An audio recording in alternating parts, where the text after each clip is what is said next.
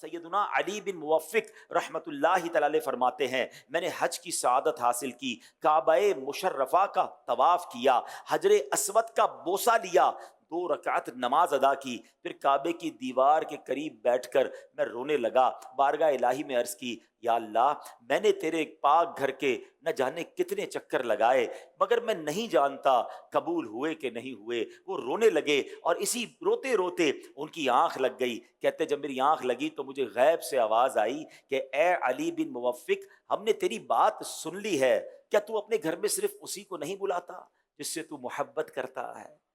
بات سمجھ آ رہی ہے؟ اگر ہمیں اللہ کریم نے اپنے گھر پر بلایا ہے نا تو سبحان اللہ، اللہ نے ہم سے محبت فرمائی ہے، ہم پر مہربانی فرمائی ہے، اپنے گھر کا مہمان بنایا ہے، تو اب انشاءاللہ رحمتوں سے ضرور نوازا جائے گا۔ جو ہے بت سے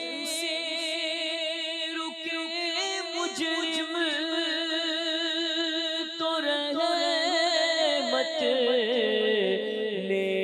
کہاں بڑھ کر چلے آؤ چلے آؤ چلے آؤ چلے آؤ